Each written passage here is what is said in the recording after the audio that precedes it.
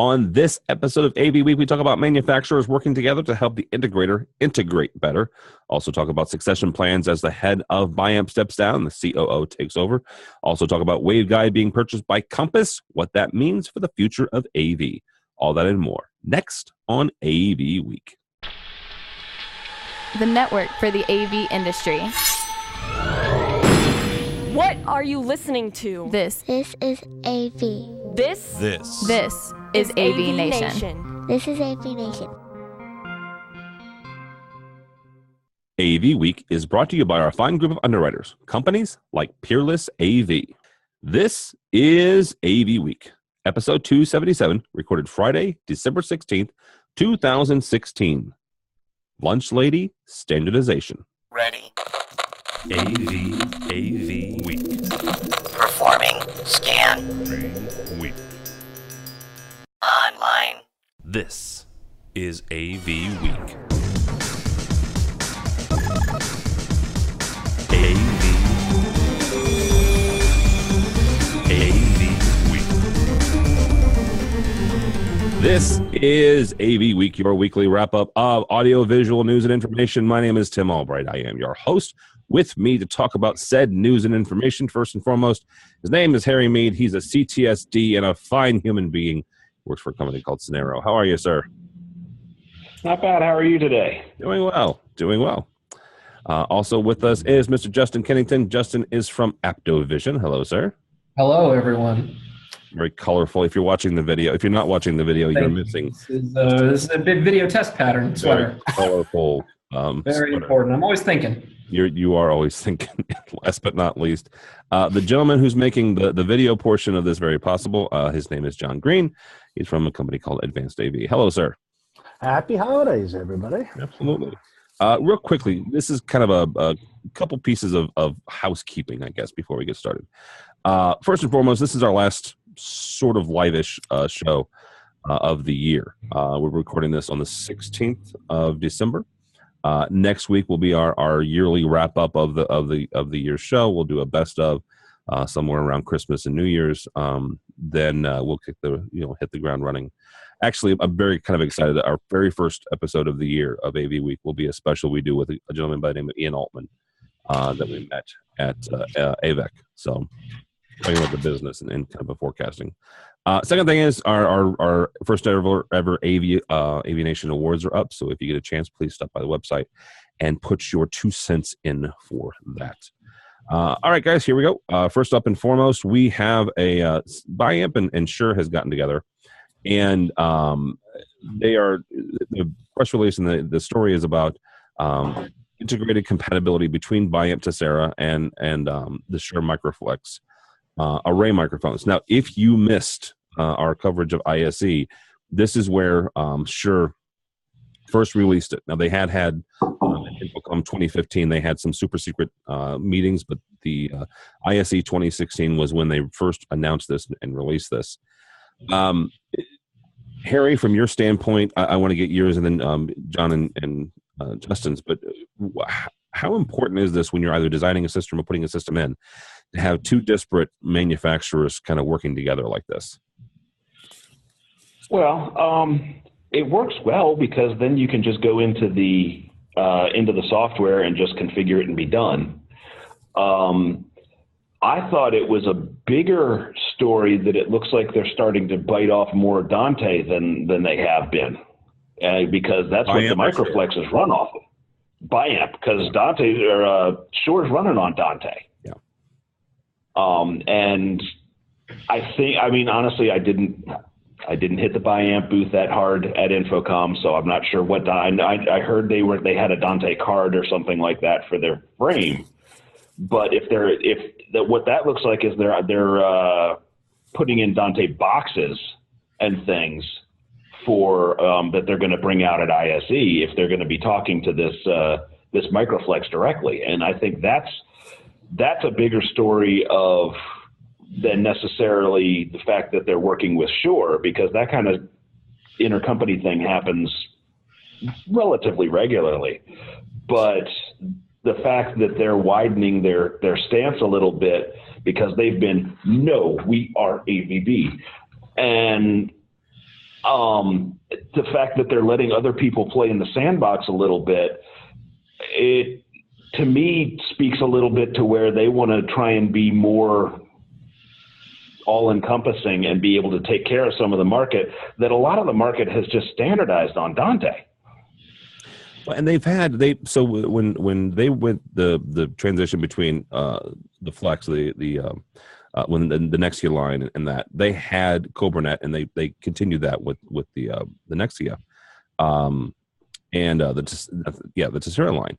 But I thought that they've had Dante for a while. I don't think that this is a brand new announcement for Dante. I think it's specifically talking about the Shure workflow.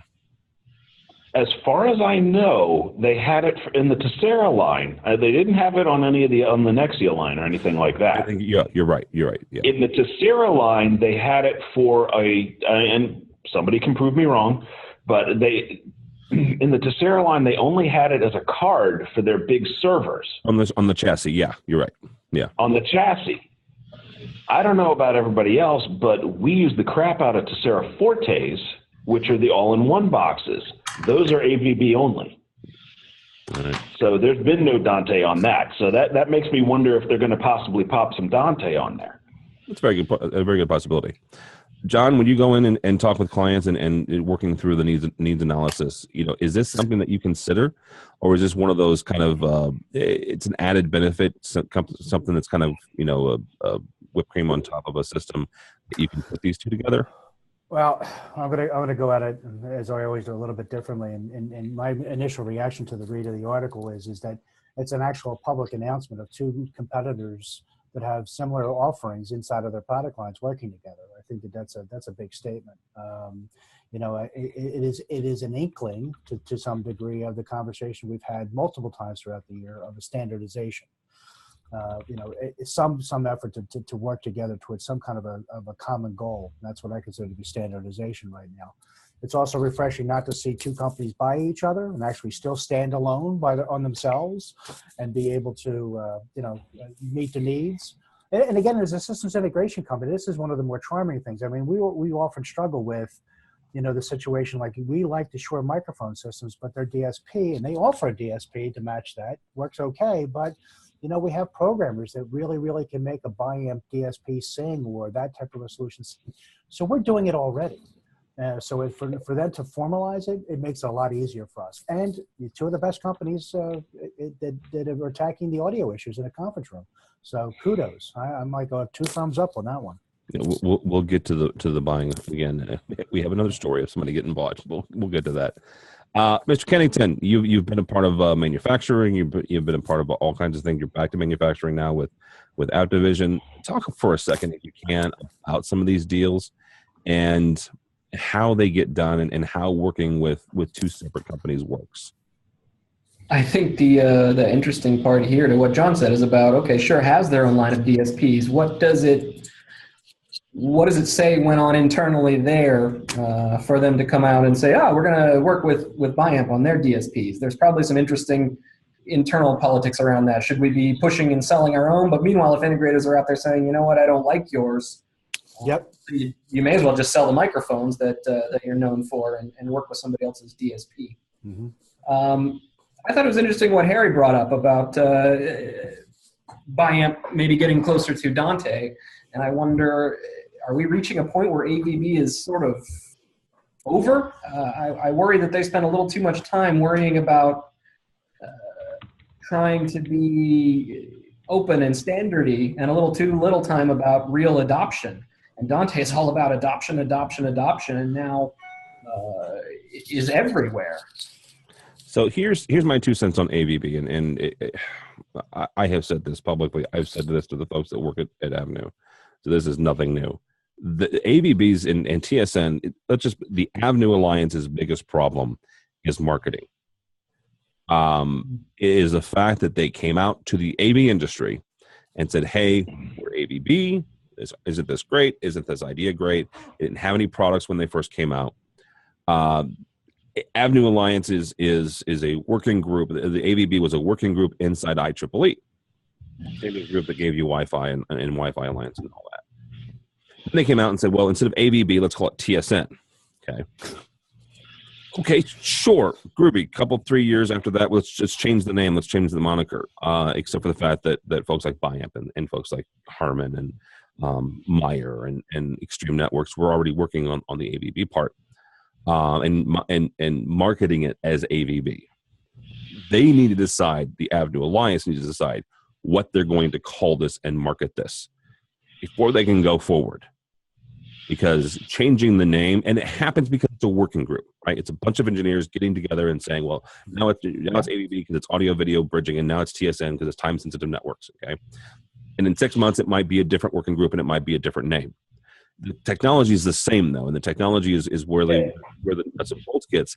That's the part that excites me, because not just in AV, yes, groovy, awesome. We could send audio and video and control down the network, and Justin's company has a solution for that, and a couple other people have solutions for that as well.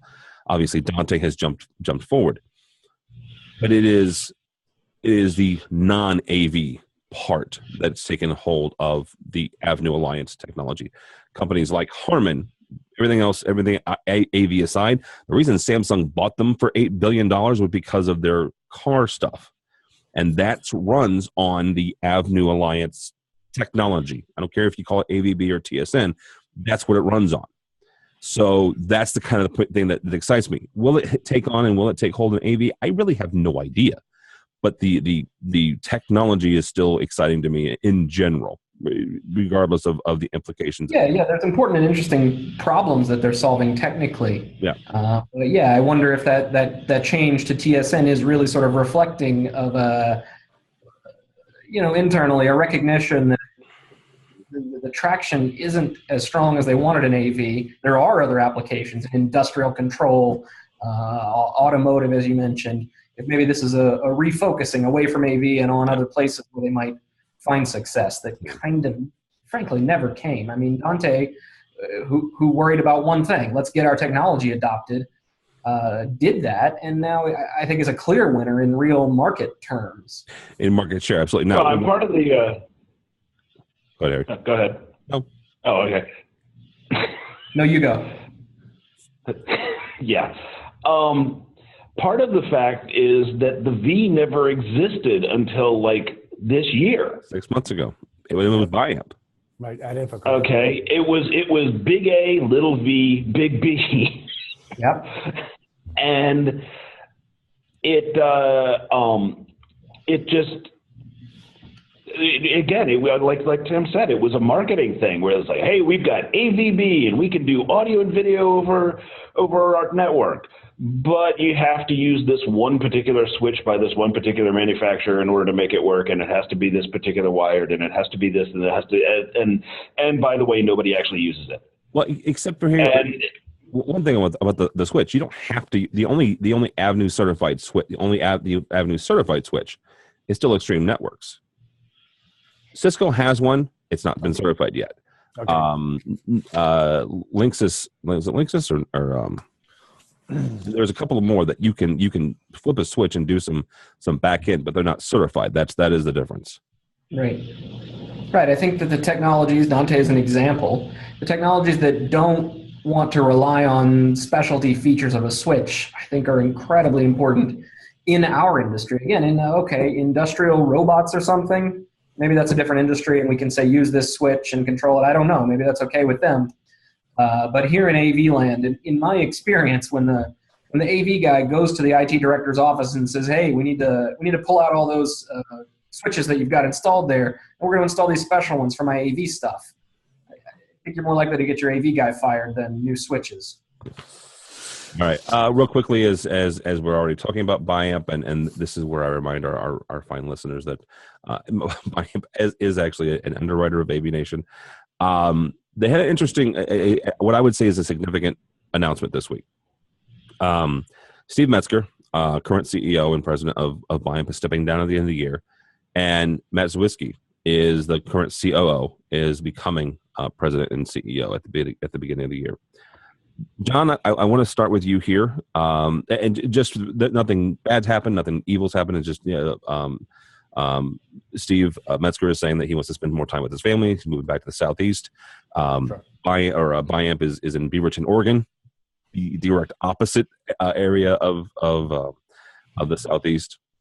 But John, when it comes to stuff like this and moves like this, it leads me to thinking about succession plans, right? And how they're done. I would say that this is a significant, pretty good one, right? We already have somebody in place who's stepping into those shoes. He's worked with Steve for a number of years. He's current COO. He's basically, moving offices. I don't know if that's true, but taking over a position ahead of him. How do you set up a succession plan, whether it's manufacturing or in integration, to succeed? Well, that's a big question. I mean, even on the systems integration side, I think that the approach that we were fortunate to take was somebody came in, knew what we were able to provide, and we were purchased. That's obviously a succession plan. That's one of the ways of doing it. That's the way that our previous owner did. I think we've talked about it an awful lot. That there are a lot of small companies that are in our AV industry that don't have that plan in mind, don't even have an offer to it. We were built from the very beginning, and I think, and I would agree that if I were to open a company, this is the way that I would do it. If I'm the investor in the company, setting up the proper management so that either they could come back and buy their portion of the business, or basically, and that's basically what happened here. We had 3 individual companies, all with strong management teams, who were able to develop their own client base and work in synergy together. And then we reached a certain point where it was, can we continue to grow together, or do we break apart? And it's an American story. All 3 companies broke apart. All 3 companies are doing extremely well 2 and 3 years after that decision has been made. On the manufacturing side, I'm not quite sure. I don't know if I can answer the question, because I just think it's a different approach. Because they've already built up a client base, and it's almost, you can't stop them.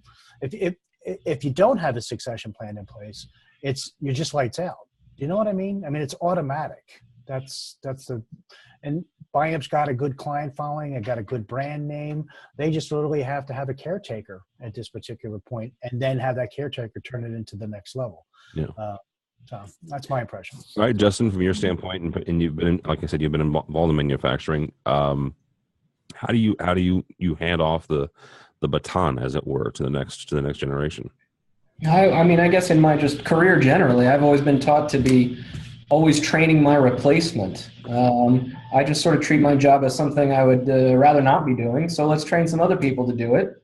And then what ends up happening is you get sucked up the chain and you have more work, and you realize, this is a terrible plan. But you keep coming back and doing it again. I'm sorry. I'm chuckling. I guess until finally you get sucked all the way up to the Southeast. Well, it's you're good. Southeast is not a bad place to live. There's no negative 22 degrees in the Southeast. Let's just put it that way. Okay, that's fair. Harry, from your standpoint, how does stuff like this affect the integrator and the engineer on the local level, or does it? And does the change at the top of the command even affect you guys? Not really. I mean, yeah, it's kind of something to keep an eye on, just to see if they're going to take a different direction. But other than that, it's like, okay, yeah, somebody else's name is at the top of it. I still have to deal with John Smith, who's my individual rep. I was going to say rep changes are more impactful, crucial to me than a CEO change. Well, I certainly agree with that perspective and think it's true, as long as the CEO change goes smoothly. True.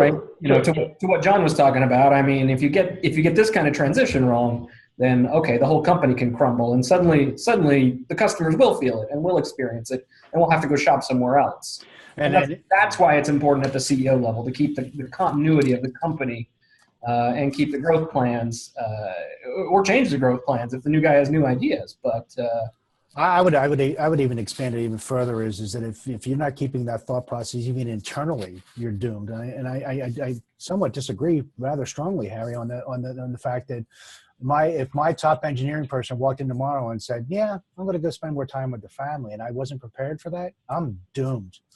Because just recruitment of tech talent these days, there has to be at least a fair amount of department heads that there has to be a succession plan in place. Well, John, I think there's a difference between not having a succession plan for a head of engineering and a CEO. Well, CEO. I think I So that- think it's the same. I think it's the same problem, though. To some degree, it's one that's going to eat you from the outside if you're not ready for it, or internally if you're not prepared for it. I know that the order of magnitude is different. I will agree. I will agree with you there. If you're going to replace the CEO, there's an awful lot of other things that apply. Culture and direction and things like that. But not having an internal plan is just as damaging. Well, but he was asking what more directly affects me. Yeah. Right. Yep. And I mean, I agree with you 100% that a company needs to have all of that, but I can't do anything about if they're changing a CEO. I can sit and watch and see what's going on, but in my day-to-day activities, it doesn't do anything to me. It's just I deal with the lower. I may deal with the head of engineering or something like that. So yeah, if there's a change, if there's a shakeup there, that's much more impactful to me on a day-to-day basis than a CEO change at a manufacturer. Well, and again, the other thing is, and we're living this example, Steve Jobs is gone. And the new CEO comes in, he's going to bring in his friends and his network and change the direction. And that changes. That's the other danger that I generally see happen, is that they bring in their staff, and it does change things. So I agree. You don't have any control over it, but it definitely has an impact on your life. Yeah. All right, real quickly, and this may or may not be our last story. We're gonna hit it and see if we can't get to it here. But Lindsay Adler from SCN wrote a piece, and I absolutely love the first line. So I'm just going to quote Lindsay in general, specifically. Ladies and gentlemen, the moment you have been waiting for, AV has arrived, quote unquote. What she is talking about is the acquisition of Waveguide by Global Hospitality Corporation. Easy for me to say. Now, if you read on to the article, Lindsay goes on to say that if you didn't know, Compass Group USA is the company that bought Waveguide. They are the 6th largest employer in the world. You may not have ever heard of them, but they're the 6th largest employer in the world. This comes on the heel of AVISPL being bought by an investment firm this year, and then their acquisition last week of Anderson AV. Obviously, Samsung and Harman, a number of other mergers and acquisitions. This is the one, though, that Lindsay is pointing to as the penultimate merger and acquisition. John, from your standpoint, what does this mean? I mean, what does this mean in general? I mean, they're going to be part of Compass's group. They're going to be supporting their AV staff, still ran by the current president of Waveguide. But what does it mean for AV in general? I mean, is Lindsay right? Is this like the ultimate, the start of something new? Yes. Arriving. Lindsay's dead on. It is a wonderful catch. It's a wonderful story. It's a wonderful insight into our future. One of the things that, because we do a fair amount of work in managed services, that's one of these areas, and again, systems integration, we've met with a fair amount of companies that make this statement: the AV world is not ready for the amount of work that is coming, and you're not technically prepared or staffed to meet that demand. And that's a big, broad umbrella to say, but you take that exact story and look at what Compass is trying to solve. It has a customer base that uses technology. It's just like they have, they're servicing the food community and delivering food. They now have a need to deliver information, and that's the big story. The fact of the matter is that AV and unified communication is something that Compass has to deliver. If it doesn't have the crew, it has to partner with it or source it out. So there's a fair amount of, again, Waveguide does a wonderful job, as we perceive them to do, is understanding building communications and tied to architecture and all those things. They really provide a service that Compass has to deliver. Think of the other things that your company delivers. Ours is a perfectly good example: managed services. They have managed services. They have the lady, again, I'm going to make a silly analogy, but if Compass has a little lady in hairnet delivering spinach to the K through 12 marketplace, they probably have somebody that has to deliver communication needs. And they know who that person is. Those arrangements are already set up. They just got to check the box and say, we can do that too. That we can do it too is what we sell on a day-to-day basis. Interesting. Okay, Harry, from your standpoint, is this have we arrived with this acquisition? Yes and no. I'm not convinced that these big mega companies are good. It seems fitting on this day that the new Star Wars movie comes out that I bring a Star Wars analogy into it. That the tighter the grip gets, the more systems slip through the fingers. And there's going to be more, as these guys try to consolidate things.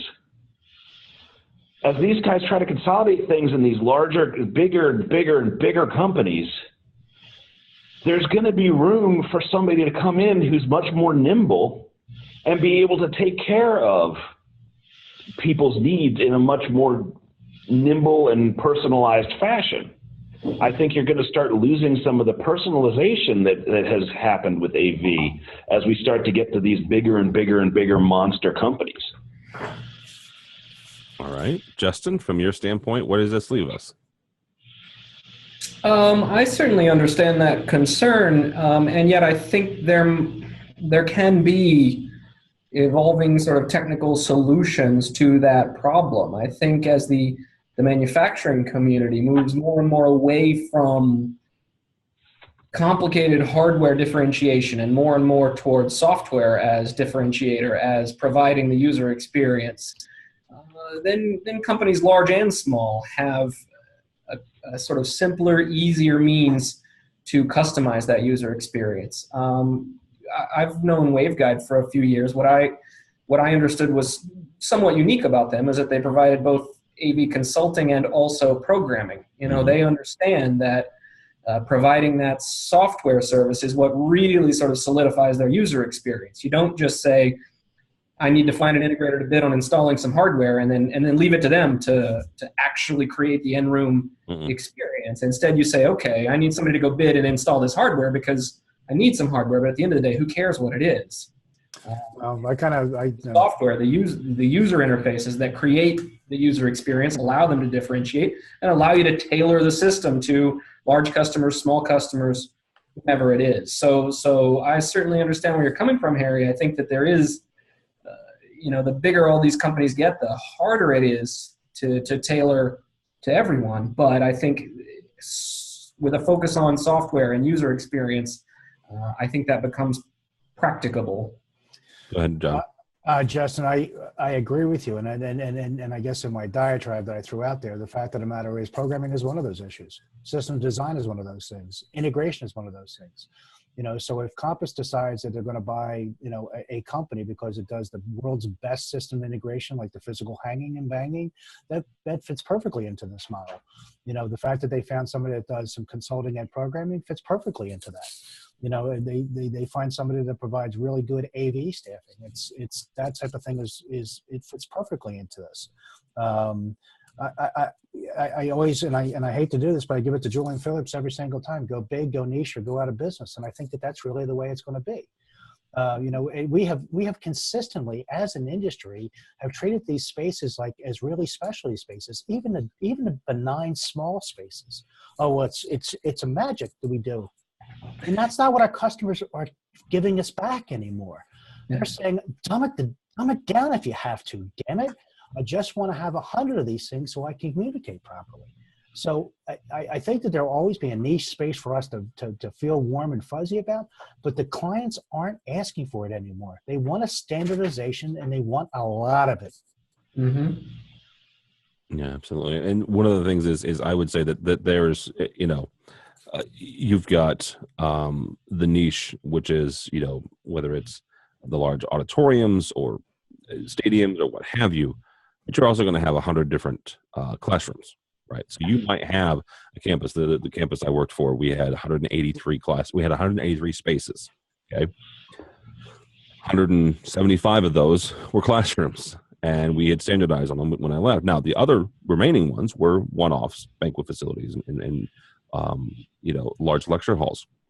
But for the vast majority, we had a standard on control. We had a standard on projectors, and the way we were able to refresh between 50 and 100, 50 and 60 projectors over the course of winter or summer break was that we had a standard. You weren't reinventing the wheel and rewriting code every single summer. So, all right, gentlemen, that is going to do us. Thank you so much, Mr. Green. Thank you, sir. Thank you. Always glad to be a part of the team. Absolutely. How do people get a hold of you or Advanced AV? Obviously, our website, www.advancedav.com. I can be found on my own little Twitter feed as J Green with an E at the end, SIX. J Green 6. All right. Mr. Harry Mead, thank you, sir. Yeah, thank you for having me. How do people find you or Sonero? Well, Sonero is www.sonero.com. And I am on Twitter as AVGrump for my generally contrarian position. I would endorse and agree with that assessment of your position. Yes. Last but not least, someone who is not unfamiliar with contrarian positions, Mr. Justin Kennington. Thank you, sir. Thank you. It's a pleasure to be here. Absolutely. How do people find you or AptoVision? You can find us at aptovision.com or at a new little side project called sdvoe.org. sdvoe.org. All right, sir. Thank you so much. My name is Tim Albright. Don't do the Twitter on me because at this point I'm a Bears fan, so let's just put it that way. Yeah, there you go. It's a week before Christmas. Everything's groovy all through the house. But go by the website if you would, please, avnation.tv, avnation.tv. You'll find this program and a host of others. Thank you so much. If you get a chance, check out also our underwriters. They're the folks that make this program possible and all the rest of them. Mr. Green and the folks at Advanced AV are one of them, so we thank them. Also, as I mentioned at the top, we have our first annual AVNation Awards, all driven by you, the listener and the reader. So check that out. You guys are the ones who nominated the folks that are up there. So there's the voting process is now in full swing, and that'll end up at the end of December. So avnation.tv, avnation.tv. Thanks so much for listening. Thanks so much for watching. This has been AV Week.